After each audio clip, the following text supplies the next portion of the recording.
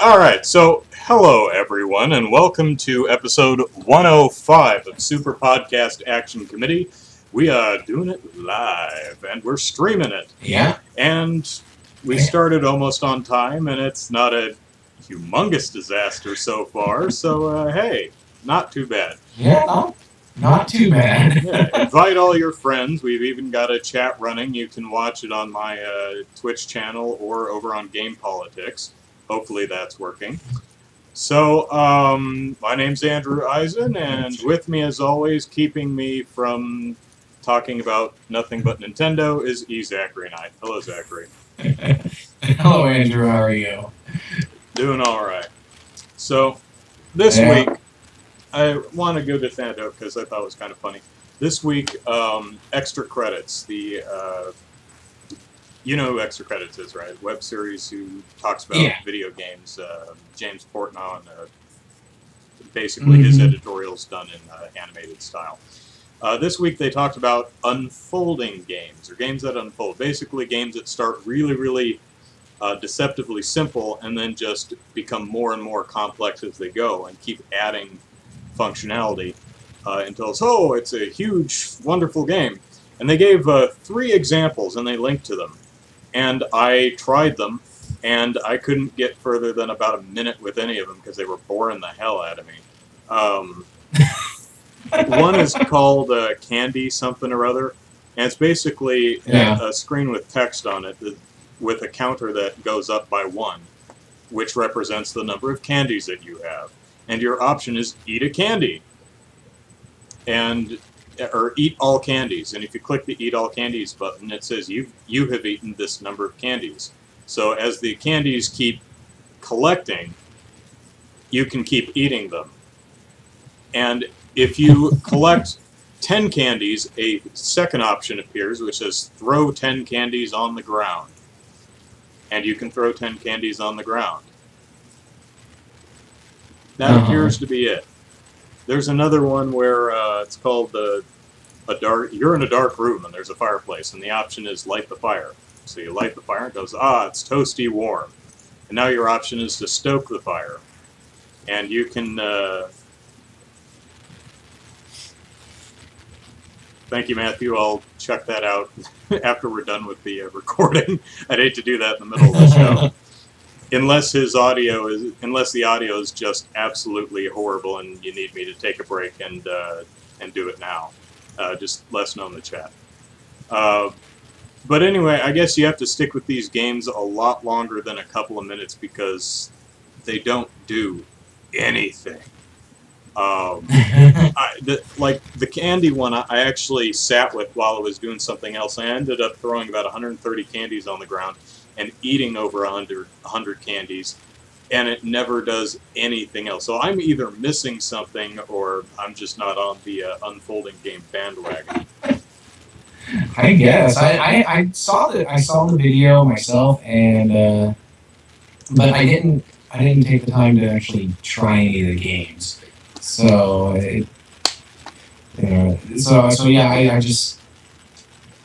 I haven't just taken the time. I haven't had a lot of time this week.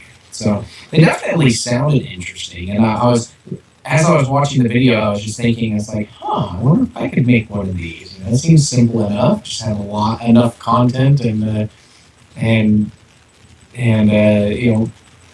roll it out to the player on a good enough basis where they'll actually pay attention. It's definitely something that could be interesting to make and play if you're into that kind of thing, which I guess you're not. I might, and I'm probably just either not patient enough or playing them wrong. Maybe it's... I don't know. The candies one I probably played for approximately 10 minutes. And I'm like, how long do I have to either consume or eat candies or throw candies on the ground before it actually does something else and builds on it and opens it? Because what's interesting is the more candies you throw on the ground, the sentence says you've thrown 10 candies on the ground. And then it says you've thrown 20 candies on the ground, ... You've thrown 30 on the ground. emoticon unsmiley face, and then these unsmiley face gets unsmilier and unsmilier as you go. But I threw about 100 and some odd on the ground, and I ate. And I was thinking maybe you're going to get sick, and you have to, or you're attacked by pigeons because they want all the candies, and something would happen. But I don't know. Yeah, I don't know. I'll have to check them out. I didn't. Yeah, I mean, if anyone, I missed out on. Yeah, again, I may totally just be approaching them the wrong way. So, hi Jesse from in England, watching this at 2:30 in the morning. Wow. Yeah. Hello, Jesse. That's dedication right there. Yeah. I'm telling you. So let's. Oh crap! Hold on, just a second. All right, need to turn off my phone. Because I'm on call. I'm on call this weekend, but I told him I was recording a podcast, so I blocked out 2 hours. There we go. Yeah. So let's see. What have I been playing this week? I played still more Deus Ex, which enjoying quite a lot. You can get it for under $20 on Amazon. So if you're dying for something to play on the Wii U, that's a good option. What else have I played? Yeah, I think that's it. What about you, Zachary? This week I finished Terranigma. Let's see. Yeah, I finished it. I think I played, total time played, I think was about 14 or 15 hours, and which isn't too bad. I really enjoyed the game, but I think I like the Illusion of Gaia better. It just, I don't know. All three of the games in the series, Soul Blazer, Illusion of Gaia, and Terranigma, they're all very good games in their own right. But I think Illusion of Gaia just really caught my attention, probably because it's the first one of the series that I actually played, and I played the other ones afterwards, and they just didn't play the same way. Like in Illusion of Gaia, you start out as a little kid, and then you get the ability to transform into this big buff knight dude, and then later on in the game, you get the ability to transform into just a being of energy that was so I liked that aspect of it. But in Terranigma, you're just always the same kid. You just get new weapons and armor. And which is fun. There's a lot of cool. The weapons and armor really didn't change your appearance or anything in the game, but they were at least fun to collect and get new abilities and stuff on top of your just general attack and stuff. But yeah, it was a great game, and I had fun. Now I gotta get back to playing some of the Ark the Lad. I want to finish playing that one. And then I've got a couple other games on the PS3 from the PSN downloads that I want to play. And then I've got like a whole backlog, so who knows what I'll play next. so yeah, that was me. All right. Well, before we get to this week's poll, I think we should mention last week's poll, which I don't think because of the 4th of July, we skipped last week. Yeah, we didn't have a podcast last week. So last week's poll asked, "Are toxic players good for games?" And let me find the poll real quick. And bear with me, I'm new at this. Okay, doing something toxic. There's the poll. So 11% of the 241 people who voted said yes. Everyone else said no. So 89% of the votes said no, toxic players are not good for games, which doesn't surprise me at much.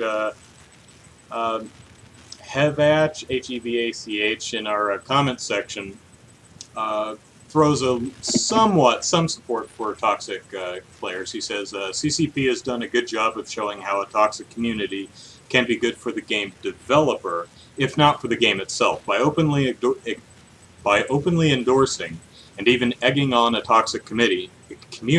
Wow. All while acting really surprised when they start vandalizing real-world property or telling each other to kill themselves. They've reached a sort of equilibrium. Eve's legendary reputation turns away a lot of prospective players, but for as few that join, equally few leave. Toxic players don't easily drive away other toxic players, so once you descend far enough into agony and despair, the whole cesspool becomes somewhat stable and sustainable. Scott1701C offers a counterpoint to that, says, I used to play Eve and quit because of time constraints. Every time I tried to get a friend to play, they would mention how horrible the community was. I kept saying it was only a few rotten people, but it rarely worked. Because, he says, I could never get any of my friends to play. So. Yeah. You know, I can see it both ways, but personally I've had some... one of the reasons why I never got into playing MMOs was because my first MMO experience, I went headlong into this really trollish guy. You know, he saw me, he killed me in one hit, and then every time I respawned, he would use a magic spell that made him appear right next to me, and he would kill me in one hit again. And he just did that over and over again until I left. And ever since then, I just never really had any interest in playing MMOs. So I can see how a game that has a reputation for trollish people, you know, would be bad for those people who can see past that. You know, like that one comment, you know, where the reputation prevents new gamers from taking up the game. But I can also see how, you know, having negative behavior, toxic players, you know, as a part of the community could be beneficial because, you know, for one, you know, they can create a stable player base, and if the tools are, if the game developers provided enough tools for the gamers, you know, where they can turn off chat for certain people or only turn it on for certain people, and you know, things like that. You know, I can see how just having a strong player base would also be beneficial. So, you know, so I think it could go both ways, but I think having a positive and friendly atmosphere is probably more conducive to a long-term success. I would think so, yeah. Yeah. So, okay, that was the week before last's poll. This poll is just a fun one asking, has a game ever made you so mad that you broke the controller? I have a bit of a temper. I can lose my cool even when playing video games. I don't think I have ever actually broken a controller, though. I have broken a chair, which it's missing. You know, it's supposed to have 4 slats. I don't remember if I was angry at a video game at the time when I, you know, just punched my chair and ended up breaking it. I'm like, it shouldn't break. Chair should be more sturdy. It's made out of wood. Gosh darn it. I remember flipping my stuff when I was very young. I was playing Mega Man 4. I was having problems with the Ring Man. And playing it again today, I don't know why I was having... Maybe I was just having an off day because Ring Man ain't that hard. But I played him, and I played him, and I got him down to the last little bar of hell, and I died. And I threw a damn fit. I'd have to look and see what the release date of the game was, but it's probably no more than 12. My luck, the game came out in, like, 96 or something like that. I was like, oh god, I was 16. I'm such an immature person. But, yeah, I've never actually thrown a controller through a window or through a wall or into my TV, or I'll pound on my desk or my thigh or scream colorful colorful language, and I have actually, I've, pulled the plug on it, just hit power on a game system, instead of, it's like I'm not even saving, I'm just power off, And, I'm like, Yeah. no, I'm not playing this crap anymore because this game is stupid. It's cheating, or whatever. So I've done that. Yeah. Yeah, ahead. I've done that too. Like, there's a lot of games where I'll play where I'll just get so annoyed and ticked off that I'll just yell and curse the game and I'm trying to remember if I've ever broken a controller. I remember way back when, with the NES and the Super NES, the controllers were rather sturdy, and so you really had to be doing something bad to break those. You had to really toss those things, and but like the PlayStation controllers, I might have broke. I just don't remember. It's kind of maybe I'm blocking those out, but I have gotten mad where I've just just punched the power button on the console or just hit it hard enough to shift the console a couple of inches and then stormed off. But yeah, I don't recall ever breaking a controller. Yeah. Well, let's see what our community says, and I'm going to switch to a different screen here because it's a fairly large poll. Let's see. So have you broken a controller out of rage? We had 343 people vote. 11% of them have said, yeah, multiple times. 9% only once. So that's 20% of you who've broken a controller being ticked off at a video game. A further 12% say maybe not the controller, but I've broken other things. Let's see. 25% said no, but I've hurled it across the room. And 43%, 149 of you, are completely and totally zen.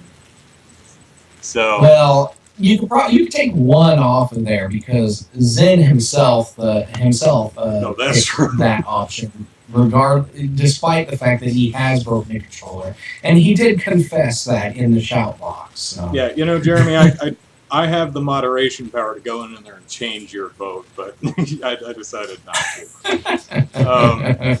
So we have a few people. Sorachan says, nope, never broke a controller or anything because of the video game that made me mad, though a video game controller broke a part of me once. And I'm sure a lot of people experienced this. Yeah, I know what he's talking about. The original Mario Party, one of the mini games had you rotate the analog stick really fast, and the trick to it was to use your palm. Ended up with a big blister that covered most of my, at the time, small hand. For those of you that don't know what he's talking about, this is the N64 controller, and what you would do is you'd have to spin the analog stick in a circle. So what people would do is they'd do that, and they'd end up with huge blisters on their hands. Which is why you probably don't see games that require you to do that, mini games that require you to do that in Mario Party much anymore, if at all. Yeah. PRH99 says, never a controller, but I've snapped a game disc. Whoa. Someone on my Twitter channel told me he or she chucked a DS across the room. So yeah, that's all. That's interesting. I don't think I would never chuck a handheld across the room or anything because that's like the whole console. That's like picking up your Wii or PlayStation, grabbing it and throwing it on the ground. It's just like that's what you do when the thing actually breaks on you, and it's outside of warranty. Yeah, you're like, this is out of warranty. Crash. But, Red Ring of Death, Red Ring of Die.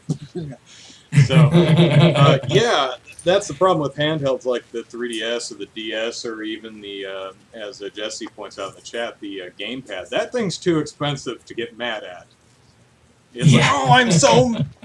You'll be playing whatever, and you're like, oh, I'm so mad! The Wii U. I will gently place this over here and... Ah! So, and that's why And that's why there are no hardcore games on the Wii U, because we don't want anyone to break the gamepad. Nothing too frustrating. That's the Nintendo mandate. So anyway, thank you all for participating in the poll this week. We'll have more. Whoops! I just turned myself off there. We'll have more another poll later next week. And in the meantime, let us move on to the first topic of the day. And man, I'm getting a cramp in my side. And that's let's talk about EA, because Lord knows we don't do that on this show. But, yeah, we don't do that enough. Man, I tell you, if somehow Activision gets a free pass with us, I mean, if it's not EA, it's Ubisoft. Well, They the seem thing to is trade weeks. Activision rarely says something so stupid that we have to talk about them. Yeah, sure they say dumb things, but it's it's just regular everyday dumb things. But EA and Ubisoft, and they say and do some stuff that just makes you do a double take. So Yeah. you just kind of have to. Yeah, EA. I'm sorry, Activision is just mainly just a cynical company and operates that way. And Bobby Kotick makes is it still Bobby Kotick, or did he move on? I think it's Kotick still. Yeah. He makes more money than YouTube's PewDiePie, and they keep releasing the same game every year, even though 16 million keep buying the same game every year. Yeah. But they don't, unlike EA and Ubisoft, they don't typically go out and say really weird things that makes us make fun of them all the time. So, okay. Yes, OEA. So, all right. So let's talk about Dungeon Keeper, the mobile version of Dungeon Keeper. Now, let me see if I can find the quote. Yeah, here's what Peter Molyneux, original creator of Dungeon Keeper back in '97, here's what he had to say about the mobile version. I felt myself turning around saying, "What? This is ridiculous. I just want to make a dungeon. I don't want to schedule it on my alarm clock for 6 days to come for a block to be clipped or chipped." So, yeah, Peter Molyneux, not a fan. No, not at all. You've done something terrible when the designer of the original game hates what you've done to their game. Yeah, and if that wasn't a big enough black eye, the ASA over on the other side of the pond, over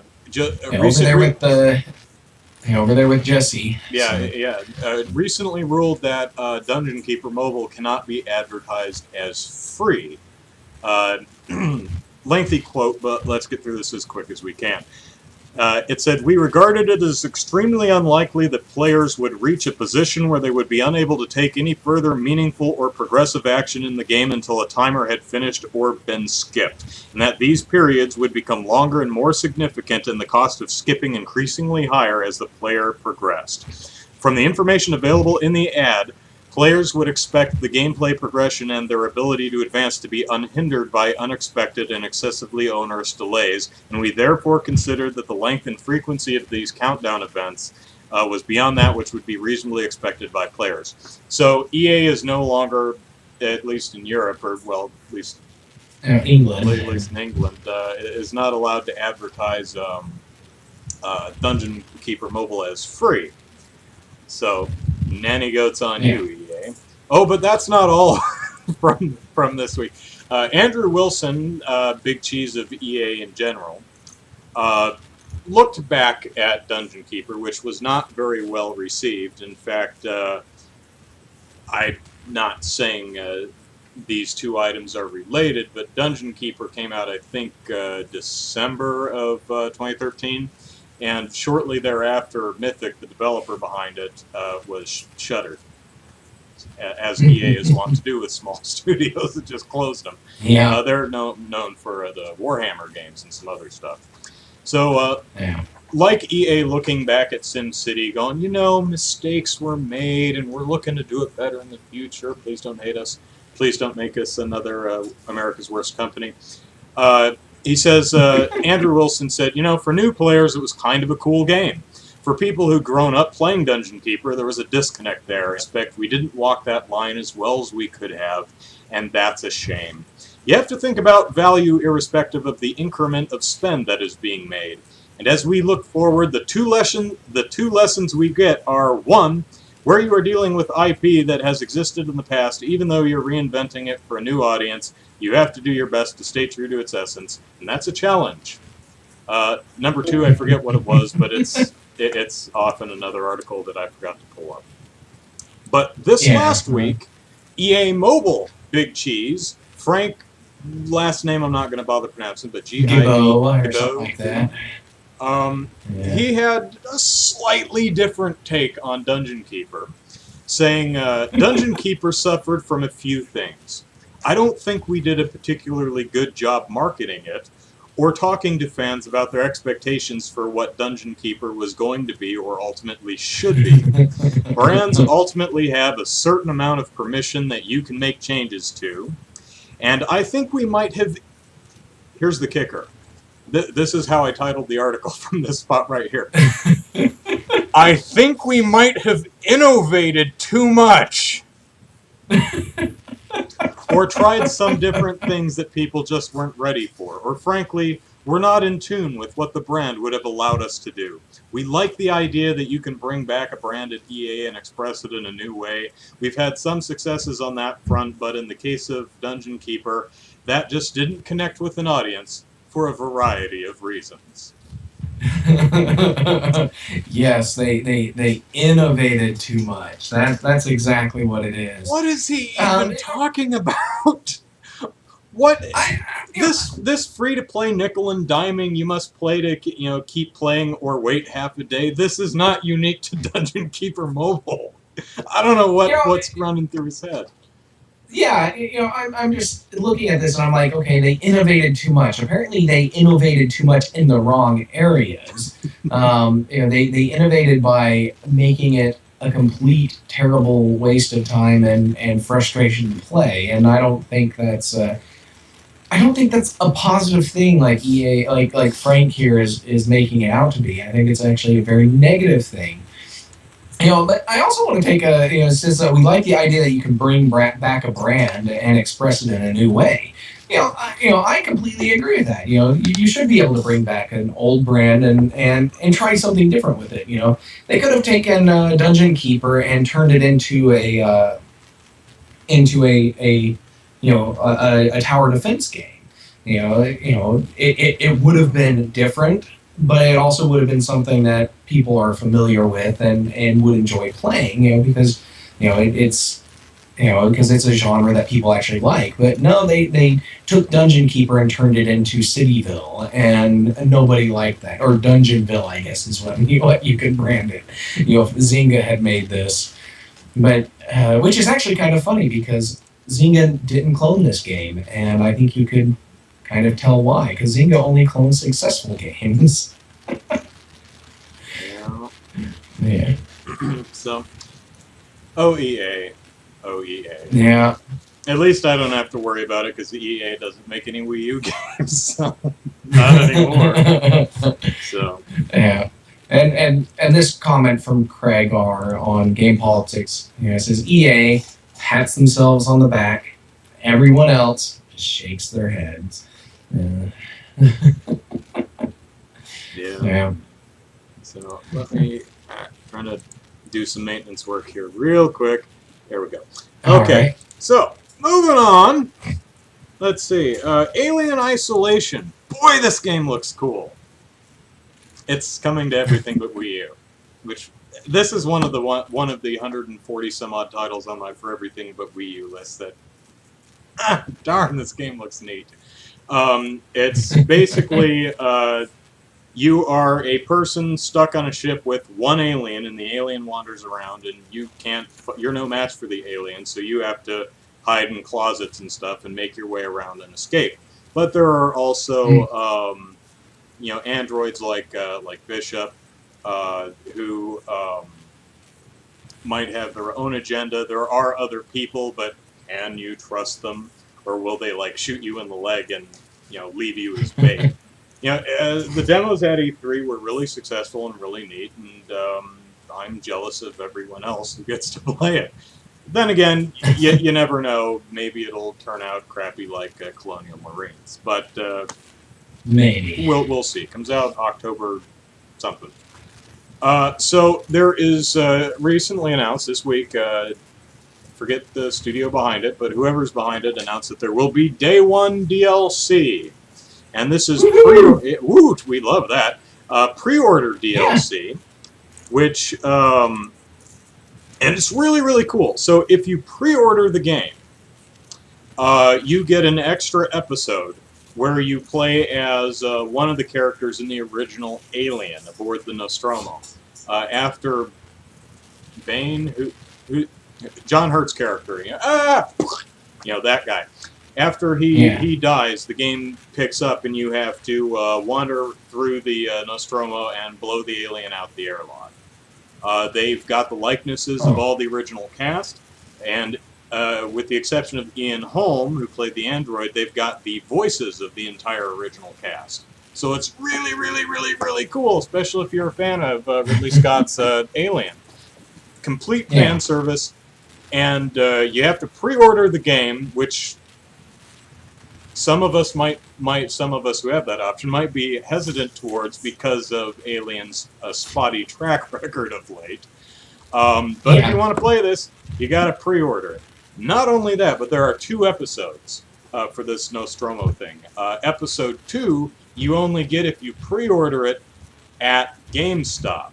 So not only is it a pre-order exclusive, but if you want the whole thing, it's a pre-order and individual retailer exclusive.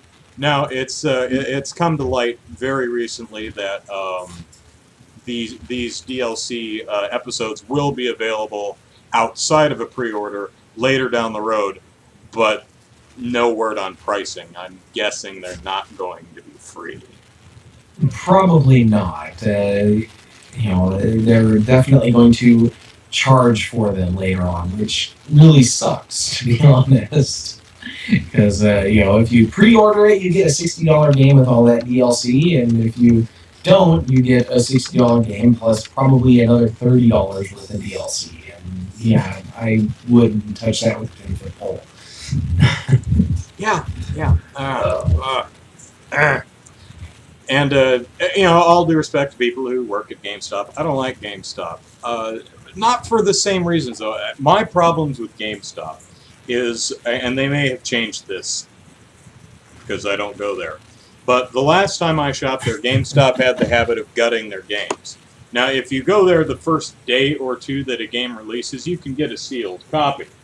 But otherwise, you go and you pull it off the shelf, and the games that you paid brand new, $59.99. The box has been opened, the cellophane's removed. They've put a damn sticker right on the case with this like NASA grade adhesive that you can't get off without damaging the case. I hate that. Oh boy, that really chaps my it's definitely an annoying practice, and it's something they could easily fix by installing the glass front shelving like they have at Target and Walmart. That they don't want to do that because apparently that's too expensive. Yeah. But yeah, along with this Alien pre-order stuff, we mentioned briefly that this second set of DLC is only available from GameStop, and so that raised a lot of concerns because people are like, is GameStop going to start selling actual chunks of the game? You'll have to buy it from GameStop in order to get the entire game. And so that's actually a very, very big concern. And so the main concern is that GameStop goes to the developer and says, hey, if you give us this part of your game, as a pre-order bonus, we'll sell your game in our store. I really don't know what the game developer gets out of this deal, but apparently that's the thing. Well, the game developer probably nothing but the publisher. What's that? Probably it's the publisher. Or the publisher, yeah. I'm sure the publisher gets something out of it, but it just seems like a very weird relationship, very weird program to do. But GameStop is after people started, saying, "Huh, what?" GameStop came out and said that they're not going to go out and seek these kind of deals. He says, "I think the day you see us in the creative side is when you can tell me we've officially lost our minds." And that's GameStop CEO Paul Raines. He's basically saying that they're not going to go in there and tell the game developers or publishers that they have to give this content for a pre-order if in order to be sold in the stores. But yeah, I don't know. This just seems like that logical next step because they've already done retail-based DLC in the past, like with Soul Calibur 5. This one character, the only character that I wanted to play in the game was, one, pre-order DLC, and two, only at Best Buy. And that's two things that I never do. I don't pre-order and I don't shop at Best Buy. And so I never got this guy. And I wasn't willing to pay the $5 or whatever it was to actually download him. So, because I'm like, I've bought the whole game. Why should I pay more just to download the one guy that I bought the whole game to play? So I am not a big fan of any kind of DLC like that. Yeah, neither am I. I'm like you. I don't pre-order stuff, and I don't shop at GameStop unless it's the last resort. GameStop, if you want to buy it retail, you don't want to wait for Amazon to ship it, and no one else has it, GameStop will probably have it. I think the last thing I bought from GameStop was Rune Factory Frontier, which is a Harvest Moon spinoff. Could not find that damn thing anywhere, but got it at GameStop. Now, what this fear of GameStop selling pieces of games came from was a investor conference earlier in the week, where a analyst summed it up saying, "Management indicated that at the recent E3 conference, software publishers were more enthusiastic about partnering with GameStop, for example, by offering exclusive content on each major game release. Future models may include GameStop participating in development with some gameplay exclusive to the retailer." Now, it's that last sentence that GameStop is actually talking about. Future models may include GameStop participating in development with some gameplay exclusive to the retailer. And I don't think anyone believes that, and I don't think anyone really cares. No one believes GameStop's going to dictate game content or be involved with game development, and that's the fire that Paul Raines put out. But I noticed that his comment doesn't really talk about the we're selling exclusive game content, not hats, not horse armor, like level 2. You want to play level 2 or world 2 in Super Mario whatever, you better get it from GameStop. And that may sound obnoxious, but that's the fear of where this is going, and nobody wants that. No, nobody does, and that's one of the things that a lot of people are worried about, because the idea of pre-order DLC and stuff, it's like if you want to fight the final boss in Final Fantasy 15, you've got to pre-order at GameStop. Otherwise you'll have to pay another $15 on top of the $60 price in order to beat final boss. And that's the kind of stuff people are concerned about. I can say that I probably wouldn't care if one of the optional super bosses in a Final Fantasy game was a pre-order DLC. I probably wouldn't care because, I rarely, if ever, fight these optional bosses in Final Fantasy games. But it's still something that's really annoying because I would like to have the option to fight them at my leisure if the companies would allow me to.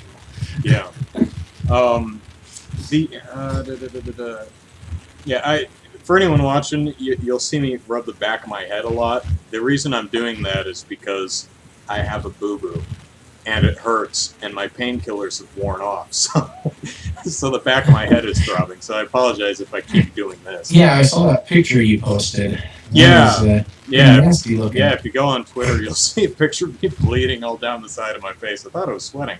I'm like, oh dear, it's hot in here. Oh dear, that's not good. So, yeah, GameStop, hooray. But, of course, I don't have to worry about it because Alien Isolation is for everything but Wii U. Yeah. Sad Andrew. Oh, well. Let's go back to EA for a moment because I forgot to mention something. EA is doing Sims 4, and they announced that toddlers and pools will not be in Sims 4. And pools have been in there since the beginning. Toddlers have been in there, I think, since Sims 2. So everyone was like, why? Because I remember Sims 1 was, it went from baby to, like, kid and then adult. And then Sims 2, they added a couple extra stages into the growth there. But yeah, pools have been there since the beginning. And they decided that pools were not something worthy of their time for The Sims 4. Which is interesting because it's almost the same argument that Ubisoft made for no women in Assassin's Creed Unity. Yeah. we couldn't budget the time and the resources to make women's. So EA's yeah, I have the quote in front of me. Let's see. He says, "The fact is, we owe you a clear explanation." This is Rachel Franklin from EA. So. Oh shoot! I thought, okay, so she says, "Yeah. The fact is, we owe you a clear explanation for why pools and toddlers will not be in The Sims 4 at launch. So here goes.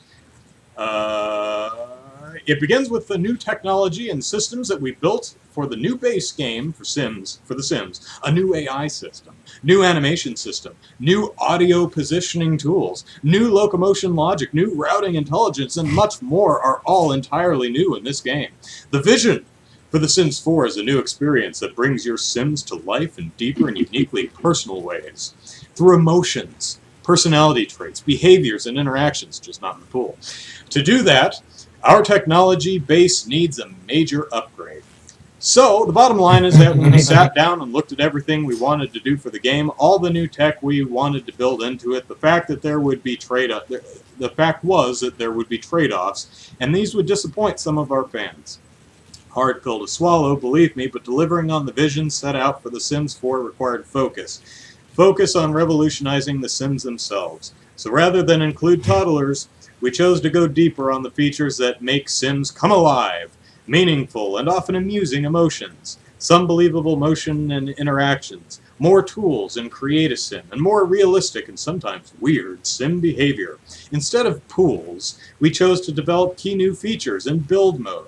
Direct manipulation, building a house room by room, and being able to exchange your custom rooms easily to make the immediate environment even more relatable and interactive for your Sim. You know, when I first heard this, we put this in the article because I mentioned this to the managing editor of GamePolitics, James Fudge. I said, my thought was EA wouldn't do it because they think we're sick bastards who will just drown children the first chance we get. But I don't know. The BS flag is waving for me. You know, it's too. You know, our technological ambition for The Sims 4 was just so great that we couldn't have toddlers or pools, even though they've been in there for 10 years. Really? Yeah, you kind of wonder exactly what, how much of the game's time, or how much of the game development time was spent on the pools to begin with. You know, you think about, all the stuff that went into The Sims. The pool was really, not a very big part, of the overall game. It was definitely a great part of building your home, because a lot of people want a pool in their backyard, but don't have the money to build one themselves. And so, The Sims was a way to act upon those suburban fantasies that you have. It's like, this is my dream suburban house. And almost everybody has a pool in their dream suburban house. And so that was a very nice thing to have included. And when you look at it, the only real interactions you had with the pool were one, to build it, and the second one was to send your swim to swim in it. So they would change into their swimsuit, jump in the pool, and swim around until you told them to get out. And then 3 was, drown them by taking away the ladder, because Sims are too stupid to grab onto the side and kick themselves up out of the water. But really, that was all that went into it. I'm looking at that and I'm saying, they had to take those 3 small interactions out of the game in order to fill it with all these other things. They couldn't take 2 weeks of 2 people's time to make the pool interactions, because that just doesn't fly with me. Toddlers, I think, are probably a little more. I could probably accept their reasoning for that, because there's a lot more you have to do, because the toddlers are still they're not really self-sufficient like an older child is, and so there's a lot more micromanaging of the toddler in the game. So I can see why they might skip that for now, but the pools, no. Yeah, it's hard to buy, and it sounds like BS, but yeah, there's a nugget of truth to it. I mean, if Sims 4 is being built completely from the ground up, pools are something that require new animations, swimming animations. But then again, any object in the game is going to require new animations. I mean, you build it, you put trampolines in the game, and you've got to build animations for characters to bounce up and down on them. Yeah. Toddlers, to an even greater extent, being that they're sized differently, although I believe in Sims Creative Sim, you can make them various heights and widths. So how difficult is it to get toddlers, someone half the size, to interact with the environment? So there is work. It would have to be something budgeted into the production of the game. But on the other hand, you're Electronic Arts. You have a lot of money. Just do it. I mean, it's not like an indie developer on Kickstarter who's like, we didn't have the time or the budget to put pools and toddlers in there. We also don't have a barbecue set. Sue us. But EA, pony up, man. Come on. Yeah, I know. Taking something out as fundamental as pools is a big no-no, and but again, I'm not going to be buying The Sims 4 because ever since The Sims 2, I have refused to buy sim games from EA, and really PC games from EA in general, because the Sims 2's DRM was just so bad, and I was just like, yeah, I'm never touching The Sims again. So The Sims 1 was great, and I think that's sufficient for my my human hand in the build a house mode. Did we just go offline? Let me look. No, I'm still broadcasting. Okay. So, But yeah, it says offline. yeah, I know. That's why I'm asking.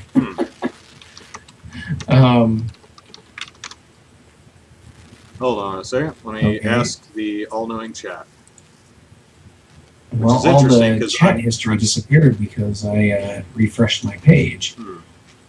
Oop. Looks like it's coming back on. Yeah, it's coming back on.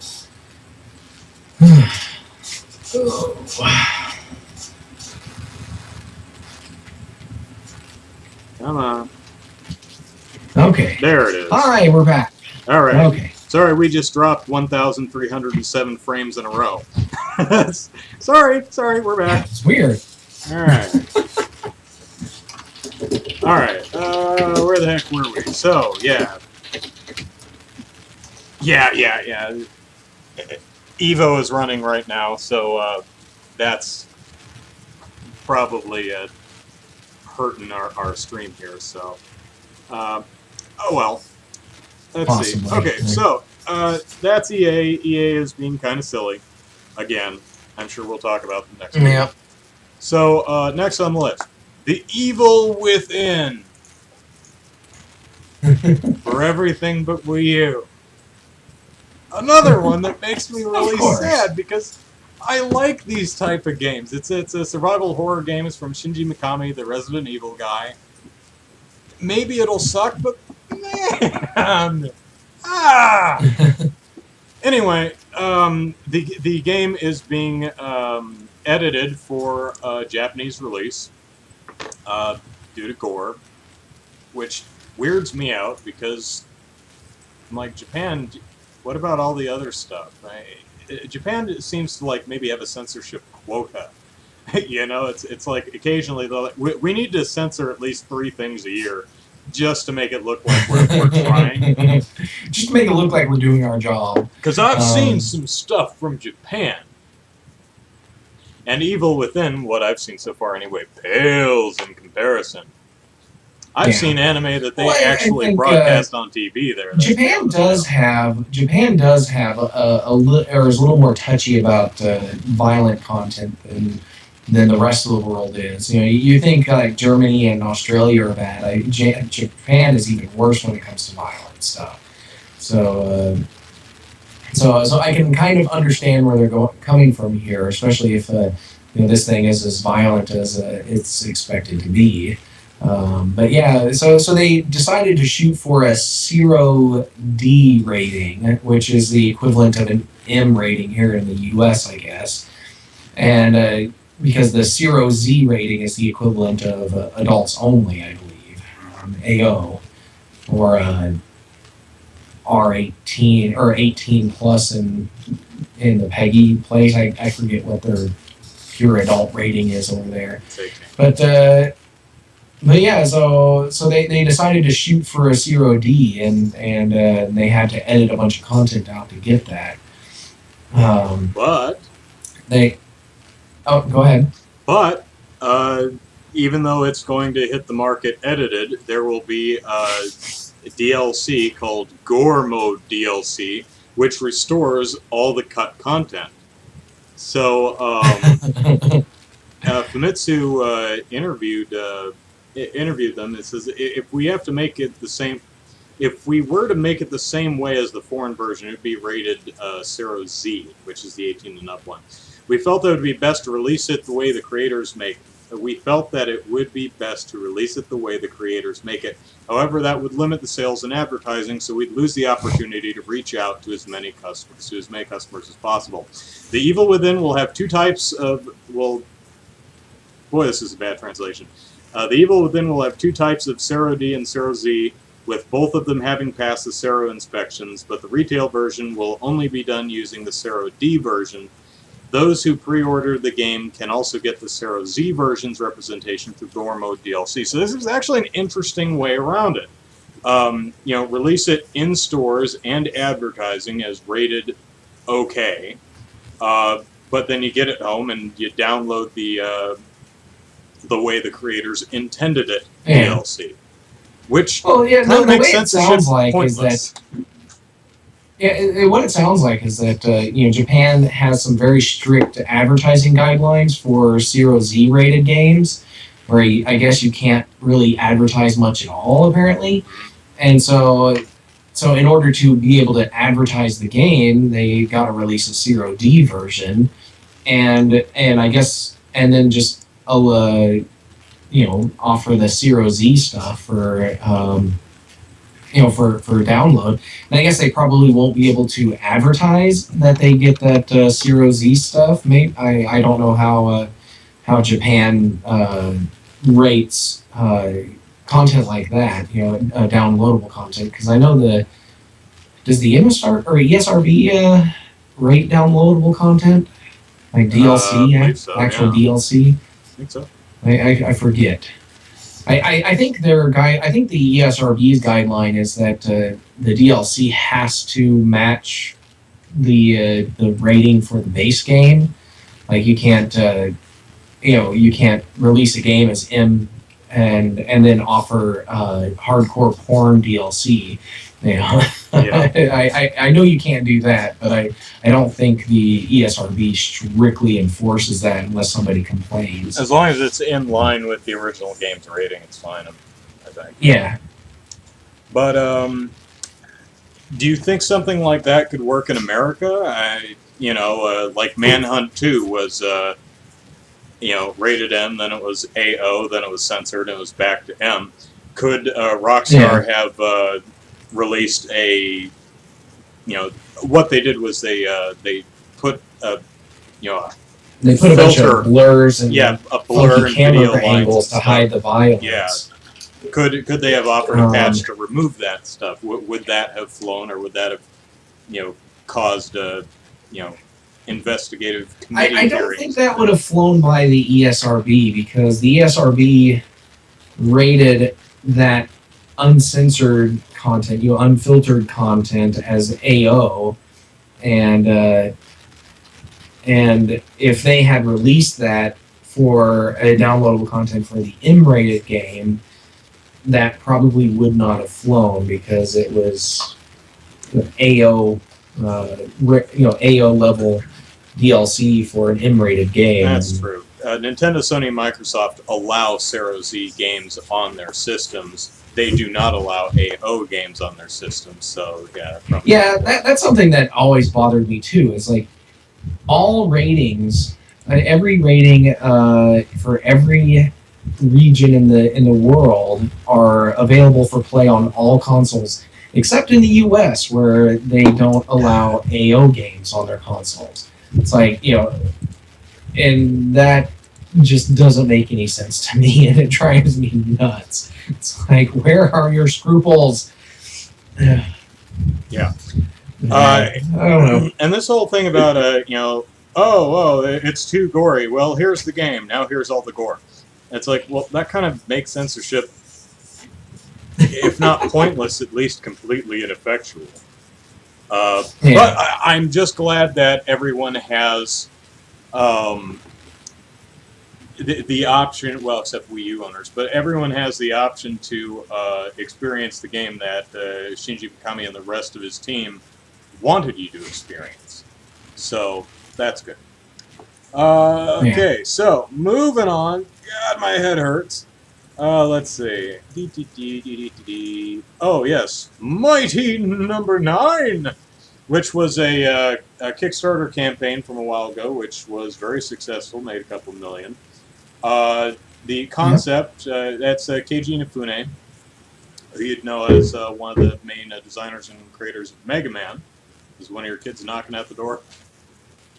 No, somebody lit some fireworks across the street. Oh, well, they're a little late. So it's like, we have a few extra. What? Save them for next year? Nah, just burn them now. But anyway, you may have noticed that Capcom is not doing much with Mega Man. In fact, Nintendo's doing more with Mega Man and doing better with Mega Man than Capcom is. Capcom just there's a new poll. Should Capcom just give the Mega Man IP to Nintendo, where it will be loved and cherished for the end of days? Shoot, give it to the Mighty Number 9 guys. Just. I'm sure Inafune would be fine with it. So anyway, Concept, something like this, the company working on Mighty Number 9. They just launched a new crowdfunding initiative for additional stretch goals for Mighty Number 9. And they only have one stretch goal so far, and that is full English voice acting. And if they can raise... I'm actually looking at their website now, and it's actually up to their goal is 200,000, and they're doing Japanese and English voice acting. There's a little story behind that. What happened is they have the English page and the Japanese page, and they did $100,000 for the English thing, each, and then on the Japanese page, $100,000 for Japanese. But the English fans were like, what about Japanese voice acting? Do we get that too? And the Japanese fans were like, what about English voice acting? Do we get that too? And Concept is all like, oh, you guys want dual languages? Okay, and so they combine it together, and now it's a $200,000 goal for Japanese. See, I'm one of those people that if a game is developed in Japan, I want to listen to the Japanese voice acting with English subtitles. That's the way I am. I like watching, import movies like that too. Foreign movies. I'm an original. I really hate dubbed movies and anime and stuff. So I take that into games as well. Or if the game was written in Japanese, it needs to be spoken in Japanese. Yeah, there are some games and movies that are produced in Japan but are recorded in English. And in that case, the Japanese language track is the dub. I'll listen to the English because that's what was original. So I'm an original language guy, or whatever the original language for the thing goes. But what I wanted to ask you, since you're a developer, more a game developer than I am at least, $100,000 for a language track. That struck me as pretty steep, especially for Mighty Number 9, which, and I could be wrong about this, but as far as I can tell, is essentially a Mega Man game in its structure. It doesn't appear that it would have that large of a voice cast or that much dialogue. Do you think 100,000 is like, what the hell are you spending all that on, or do you think that's an appropriate amount for this game? I think that sounds reasonable to me, because Mighty Number 9 is more like a Mega Man X game than it is a Mega Man game, and Mega Man X had a lot of dialogue and story going into it. Multiple characters, like the original Mega Man X. You had Dr. White. Would appear in flashbacks and in holograms. You would have the interactions between X and Zero, the interactions between X and several bosses, and then the eventual ultimate bad guy, whatever his name was. So there was multiple characters who needed to be voiced. But this was Mega Man X for the Super Nintendo, so it was all text at the time. So I could see that. Depending on how many characters they're going to have in this with speaking roles, they could probably hit 100,000 pretty easily. I think a lot of that is probably going to be production costs rather than paying the voice actors, because really, you pay voice actors for the amount of time they spend recording dialogue, and depending on how things go, you can get that done in a couple of days. But so they won't get paid too much. But I think it's probably going to be, recording and editing time is where that $100,000 is going to go. They'll probably spend about, I would, depending on how many people they get and how much time they spend recording, they'd probably spend about around 30 to 40,000 on the actual cast, and then the other 60 to 70,000 on the production costs. Yeah. That's my thoughts on it, anyways. They may also, well, that's interesting. Your videos feed just switched to widescreen. I don't know why. Yep. Oh well. I mean, I could readjust it, but whatever. Yeah. Well, I think it's probably just my internet or Skype adjusting for my internet speed. Oh, well, so. Nice of it to make that adjustment about an hour and a half after you started. So, yeah, and you got a quality. The red behind you is just popping. And, yeah. They may a concept being a startup studio may not have their own voice recording studio where they are, so they may have to rent a facility for a couple of days. That would add to the cost. Yeah, that's going to be a few $1,000s renting that, and so I don't know exactly how much, because I guess it kind of depends on how good of a studio it is. So that could run you a couple of $10,000 if you're wanting to book it full time for a week or two. Yeah. So interested, I went back to the Shantae Kickstarter from WayForward, and one of their stretch goals was full voice acting for the game, and they didn't make that stretch goal, but I was interested to see what how much money they were asking for it, and $100,000. Of course, Shantae is that series of games is known for having a lot more characters and being a lot more wordy than you might expect a game like Mighty Number 9 to be. Then again, we don't know everything about the game, so yeah, who knows? But it's currently at it hasn't even hit $10,000 yet, so I don't know if people don't know where to go for it, or if it's just no one cares, or that ship has sailed, or what's going on. But the Kickstarter did great. This extra thing is that just seems weird. Great. Yeah, because the Kickstarter made $3.8 million. I guess people are like, no, don't need voice acting. I'm fine. It's good. Yeah, that's actually kind of interesting because they hit 3.8 million, which is a little over 4 times what they were originally asking for. And yeah, you would kind of think that maybe they would just set aside some of that 3.8 million to do the voice acting rather than getting extra money for it. But this kind of stuff isn't unheard of because a lot of successful campaigns will say, all right, our campaign's done on Kickstarter, go over to our website and continue, funding our game through our PayPal system. They'll set up a Kickstarter-like thing with PayPal as the payment option, and so that kind of thing is not unheard of. So it's just kind of interesting that nobody's actually supporting this thing. So. That's true. Do they have that in their actual updates? That's that's true. What is it? I think Star Citizen did that, and that thing's up to like 40 million or some obnoxious number. One of the what I find interesting is that the new crowdfunding campaign for additional stretch goals for a game that's already been funded, they're only revealing the first stretch goal, the Japanese and English voice acting. They say they have ideas for additional stretch goals, but they're not revealing what they are yet.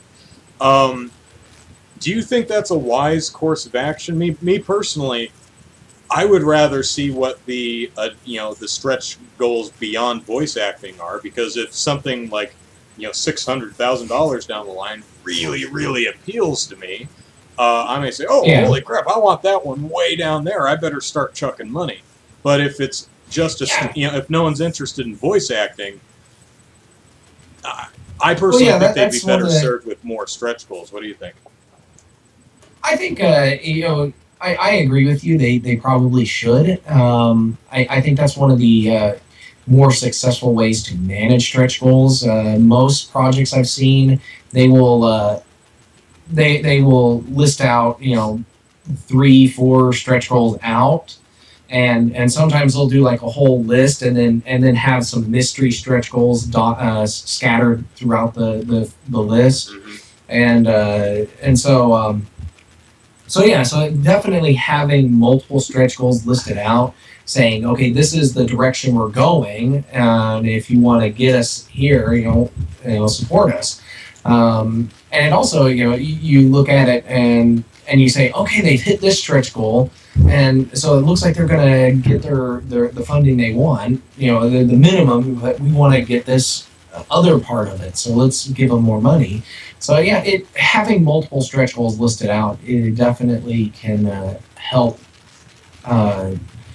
increase the excitement from the community. So I think just having the one stretch goal is probably hurting it a little bit. Before we close the show for the day, Jesse, who's with us from the other side of the world, it's like 3:30 in the morning now, said, we need more Nintendo news. Well, I'm happy to oblige. So really quickly, I want to go over one that I thought was funny from last week. And that is Nintendo had a shareholders meeting, which, you know where I'm going with this, where one shareholder does not seem to know what the company he or she owns shares in actually does. So it was an open Q&A, and this particular shareholder says, I do not understand video games, and I even feel angry because at Nintendo's shareholders' meetings, the shareholders always discuss things related to video games, or such childish topics as what the future of video games should be. Well, I, for one, was flabbergasted that Mr. Iwata continues to hold his position, although he had said that he would resign if the company's performance were bad. No, he didn't. I think he's gone on record to say, no, I didn't say that. I think it was one of those, I might do this, but he has taken pay cuts. But I do find that kind of funny. It's, this guy is like, why are we talking about video games and stupid things like that? It's like, do you know what Nintendo does? On the other hand, I mean, it's kind of like, owning, shares in GM and wondering why they keep talking about cars, But on the other hand, I can kind of see, some of the questions get into. It's obvious that some of the shareholders are game fans, and they want to know more about. Tell us more about Legend of Zelda because it looks cool. Yeah, it's like, I want to know what the next games are. And this guy's, I have money in this. I don't care how Zelda plays. I want to know how you're going to make me more money. And I can kind of understand that. I can understand that mentality, but I looking at it, but to me, I'm just trying to figure out what exactly they could talk about in a shareholders meeting that's not game related, but is important enough that it impacts the profitability of the company. I guess I could, you want to talk about, your turnover rate in employees, your other HR related stuff, that kind of stuff is probably important, because if you have a welcoming workforce and you don't have a lot of people leaving and people actually want to apply for jobs at your company, that impacts your company's profitability, and it's not directly game related. So I think, stuff like that is probably important to talk about. Maybe, talking about, potential contracts you might have where some company or other business is interested in working with you for some weird reason that's not game related, something like that. There's a lot of possibilities out there, but honestly, I can't think of anything that's actually very interesting and that I would actually spend much time listening to if they were talked about. Because, frankly, I want to hear about what they're doing to make the products that actually make the money. Because that's the important stuff. Yeah, and Nintendo, and it was actually Tatsumi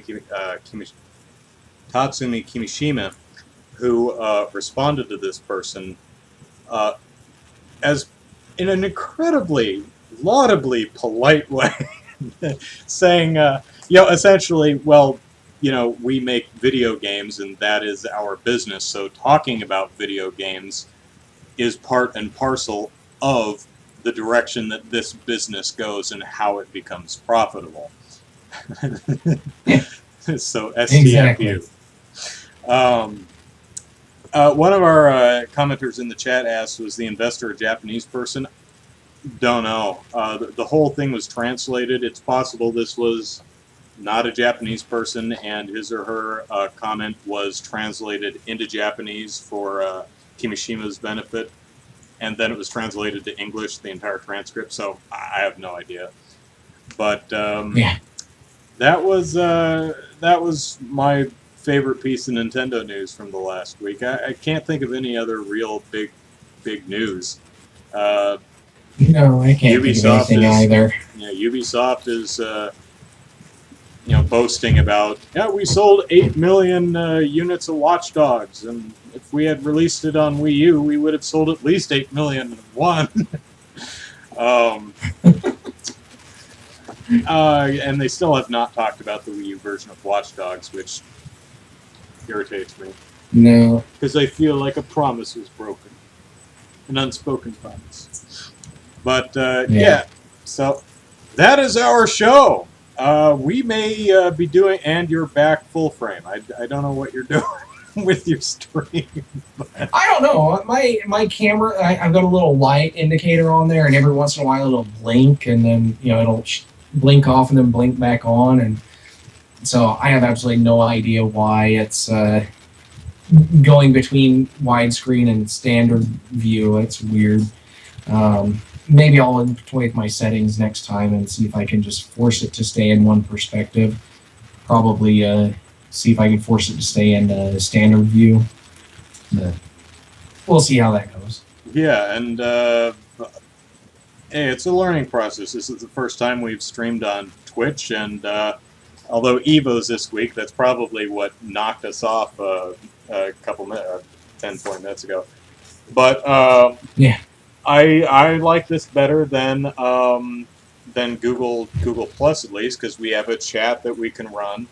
Wii U one is dead. You mean Watch Dogs, Matthew?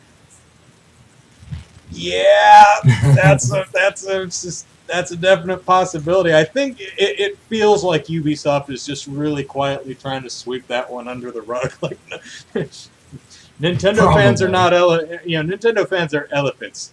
We never forget. We, and if you'll excuse me for being stereotypically sexist, we are like women.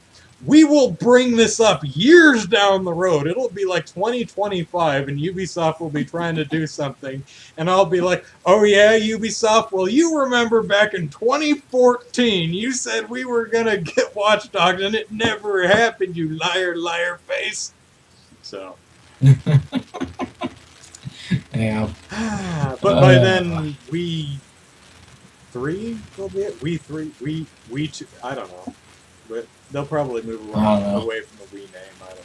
But okay, so let's get out of here because I got to get back on call in the next couple minutes. I got to take some drugs because my head is killing me. So let's all right, do our signing off bit. My name's Andrew Eisen, Eisen. You can watch my silly videos on YouTube, which I haven't done that many of lately because it is ridiculously hot in here. See me sweat? No one needs to see me sweat in HD, so I've been a little reticent about making videos. Follow me on Twitter at Andrew Eisen, and I have a Facebook page for my YouTube channel. Just type in Andrew Eisen YouTube on Facebook and you'll find it. It's a lot easier for me to communicate with my viewers there because Google keeps making YouTube harder and harder for me to connect with my audience. Yeah, that's about it. So, Zachary, plug away. You're back in widescreen. All right. Well, you can follow me on Twitter at EZKnight, and you can follow my game development work at DK_gaming on Twitter, and it's divineknightgaming.com, and we're actually running a Kickstarter for a game called Demon's Hex. I've talked about it in the past, and it's something that my brother and I we want to get done, and we're hoping to get some funding through Kickstarter. We started early this week, and it's going a little slow, and we're trying to work on a few things to get some interest going here. But other than that, you can check out okgamedev.com, and it's okgamedevs on Twitter. That's the Oklahoma game development scene, and lots of interesting stuff happening there from time to time, so check all those out. All right, we might be doing these live streams for the show like this from now on. Hopefully, we'll get a better handle on the technical side of it. But if you like the if you like the live streams, let us know. If you want to see us do something different, let us know. If you have suggestions, let us know. Around 6 o'clock Pacific Standard Time on Saturdays is the time we're shooting at. Let us know if that's a good time for you. If you have other times, that's probably where we're going to put it if we keep doing this, though. So this recorded show, as long as Twitch didn't archive it incorrectly, will show up on YouTube sometime early next week, I would think. So if you can't make the shows, you will still be able to watch them. I don't know if we'll have an audio version of them. If you really want an audio version of them, let us know, and we'll see what we can do. But that's it for us. Episode 105, Super Podcast Action Committee is in the can. So send us email at superpacpodcast@gmail.com. Follow us on Twitter at superpacpodcast. Subscribe and rate us on iTunes. And like us on Facebook. So have a good weekend, and we will see you next time. Take care. All right. See you next time.